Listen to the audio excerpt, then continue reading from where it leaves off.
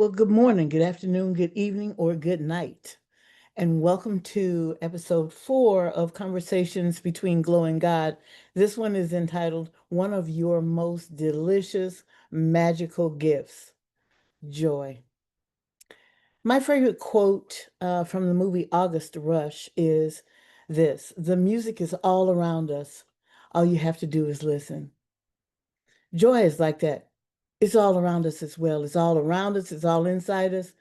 All we have to do is listen. All we have to do is tap into it. We don't have to do anything to earn it. It's already ours. We can't get rid of it, even though we're not aware of it. It is always with us. The challenge is, are we tapping into it? Free will is another gift that each of us has.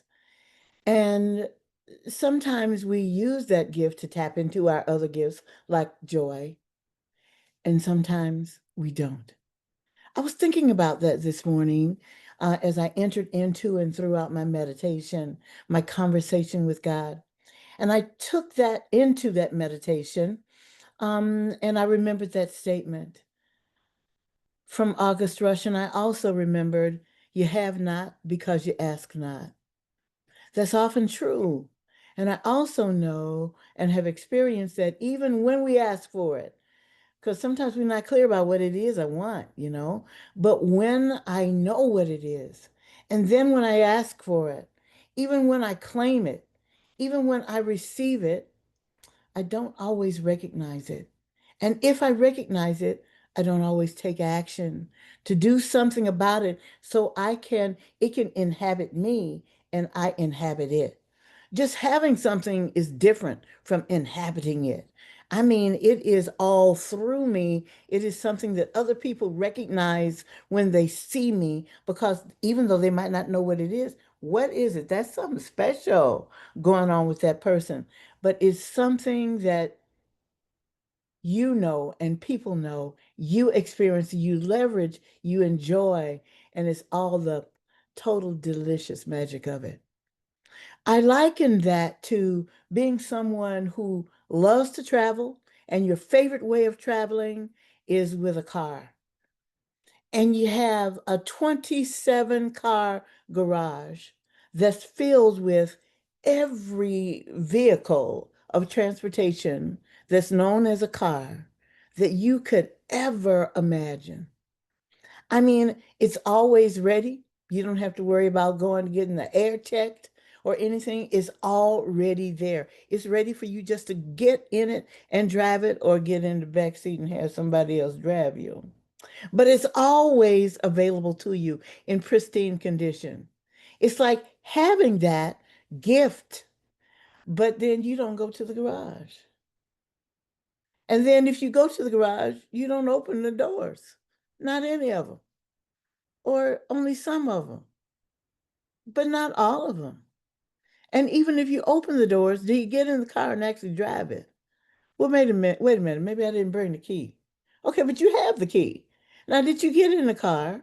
Did you turn it on? Oh, wait, I'm just sitting in the car. I'm not going anywhere though. It is all of these things. At any step, at any stage, we can allow ourselves, use our free will to get in our own way. We say to ourselves some self-talk, some judgment, some hot mess crap that somebody else told us, that life has shown us. Wait a minute, it's going to be hard. I see it's hard for everybody. Wait a minute, it was hard for me. Yeah, baby, that may be part of the real existence.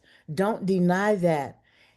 And there's a huge that's with the key of each of those cars that you have, each of your gifts that you have. And so you have all these 27 cars, but you allow your own self to get in your way, and you don't go anywhere. You may even close the door, lock it, seal it up with concrete, and then cover it up with something beautiful or something ugly and say, I never had it, or I missed the opportunity. It's too something. It's too early. It's too late. I'm too old. I'm too young. I don't have. Oh my God, the self-sabotaging that we do to not inhabit the gifts that are given to us, and ain't nothing you can do about it. You got it, baby. Yeah, you got all that, but then I love transportation. I love moving on down the road, yellow brick road or not. And as I'm easing on down the road, instead of being in one or more of these high-powered vehicles, these gifts that I have, I'm hopping around on a pogo stick. What in the world are you doing? And then talking about, oh, it's so hard for me to get down this road. What? I may never get to the end of my journey in my lifetime. And then you go through those to this, to that, to this. Lord have mercy. If we could put some of those twos together and have it a $2 bill, we would be wealthy beyond belief. So I was thinking about all of that, and honestly, I was not feeling depressed. It was like, yeah, sure, you're right, God. You know, sometimes we do that. So then, as I was having fun, laughing about the self-imposed limitations that sometimes I, and maybe you too, ain't no maybe about it. I know that we all do for little or great things. Somewhere along the way, we have gotten in our own way of inhabiting our joy. So this process came to and through me and I want to share it with you. Lord have mercy, this must be pretty powerful because the first time it came to and through me, I made it a story on Facebook. Okay. And then I uh, posted a feed about the story that's on Facebook. And then I knew that this was going to be episode 4 of this Conversations Between Glow and God series. Now, let me tell y'all, some of y'all are probably asking, so what is the regularity of these quotes, of these conversations and posts? Child, please, I don't know. That is not how I operate. It's whenever I want to do it, whenever it comes to me to do it, that's it. Subscribe over on YouTube. Yeah, and you'll be notified whenever it posts. I don't have a clue. I don't have a clue. It's just what am I led to do because I don't believe in wasting time, but I'm using time to the fullest, living my joy. So here's the process that was given to me to share with you. And I just want to say it's a blessing to be a blessing. I'm so grateful that these things come to me. And it's not just for my satisfaction and my joy. The greatest blessing about joy and love is when you share those things with other people, because I call it a boomerang of love. Whenever I send it out, it blesses everyone between you and me and picks up on the joy and love that is between you and me so that when you get it, it is mine multiplied by everything and everyone along the way. And then you send it back to me and I get all of that deliciousness plus yours. Hey! Overabundance, there is no such thing, of joy and love. Here's the process, y'all. One, finish this statement. If you can't find it on Facebook or anywhere, no problem. Just write it on down now. Finish this statement. I feel joy when I do what? Finish that. Make it, turn this off and go and do that. However long it takes you, if it's 1 minute, 5 minutes, 2 hours, tomorrow, next week, whatever, this is just your assignment. And I hope that you will accept it. And this is not going to be destroyed in 5 seconds or whatever, because this is not a mission impossible, baby. This is mission you right here. I feel joy when I finish that statement. Okay, you've done that. Now, part 2. I'd like you just to ruminate about that for a minute. Sit with that for a minute. Look at it, feel it, taste it, smell it. I wish you could rub something and make it scratch and sniff. Enjoy it. Allow it to inhabit you, that joy that you feel when you did or said, when you knew that thing that brought you joy.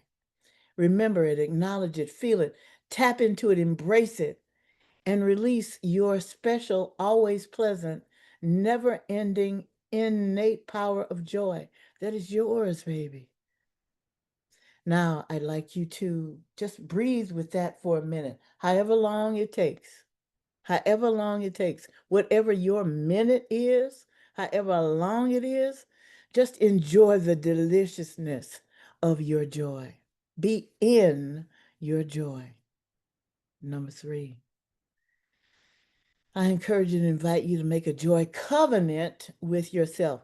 So, as a consultant in the world of diversity, equity, and inclusion, leadership, and all that stuff, many times I go into a contractual or a letter of agreement arrangement with someone. So I understand the power and intention of the word contract. I'm not saying you're making a joy contract with yourself. This is a covenant. A covenant is deeper than that. And so I'd like you to think about, what does a covenant mean to you? What is the difference between a covenant and a contract? Turn this off, stop it, and just think about that for a minute. Write it if you want to. What is the difference between a covenant and a contract? And when you're ready and not a moment before, come on back. Let's start on this. I'm going to share with you what my understanding and feeling, where the difference lives within me. Okay, see you in a bit. Welcome back. So a contract is something, yes, it's got exacting language. They never include every single thing. There's always something else that comes up that can or cannot be considered. That somebody is looking to find a way to get around. They're looking for loopholes and all this other kind of stuff. With a covenant, you're not looking for a loophole. Anything that presents itself, that comes up afterwards, any way that needs to change, because a covenant is a living thing that you have between you and who and whatever. In this instance, it is not something that's binding, it is something that's freeing. It addresses your intention and then is open for wherever that goes. And you're excited about it. And you're looking at it with the curiosity of a child. Think about a baby as they are learning and they're just discovering things, and their little eyes are open in a state of wonder. And my friend Scott Horton says, respectful curiosity. This is what babies have, and sometimes we lose that because of judgments we and others have. There's no place for that judgment in a covenant. Covenants are filled with respectful curiosity. Thank you, Scott Horton, for that.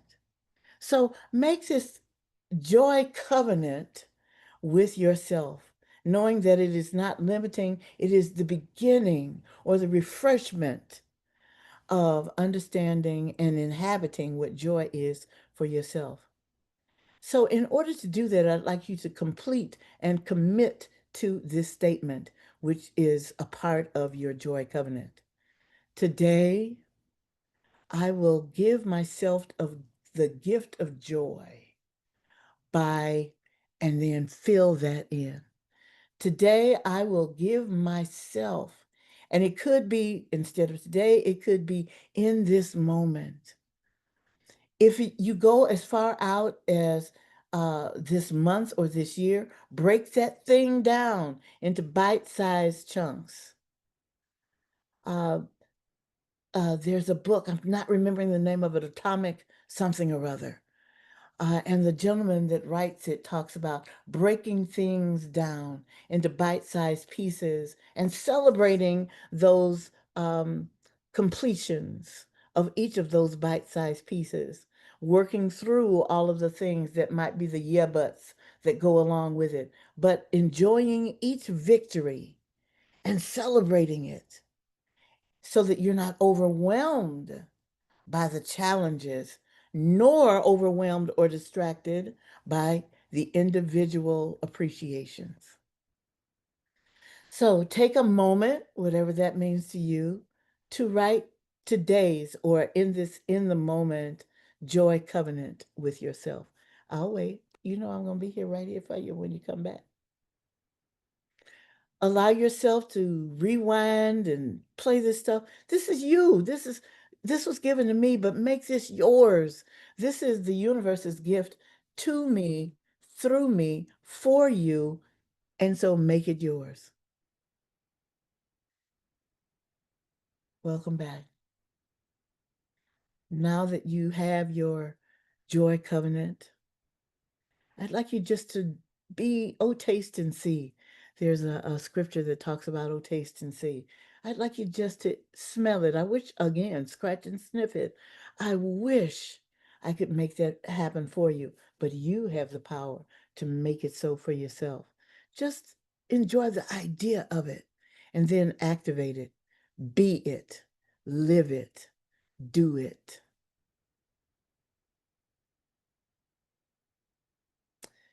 I'd like you to, either in Facebook or here, write some comment about what your joy covenant has given to you, what you've given yourself with that joy covenant. This is not a one-time thing, you know. I mean, really allow yourself to inhabit it. It's with you whenever you're thinking about it. I encourage you to do it every day. Stephen Covey had in his one of his processes of doing your mission statement and etc. And he created not only a brand but in his time activation, he would say every night end with what you have done by reflecting on what you did do during that day. And I'm going to say that manifested your joy covenant. And then he said in the morning, started out, one of your meditative things is to say, here's my intention, my word, my joy covenant for today. Set yourself up for success. Enjoy yourself, baby, because you are, oh, taste and see delicious. I want you to know I said to someone last week, Baskin Robbins has nothing on me with 31 flavors. I am more delicious than that, baby. And so are you. Enjoy your flavor. Enjoy you. That's it. That's all I got. Enjoy your day. Bye bye.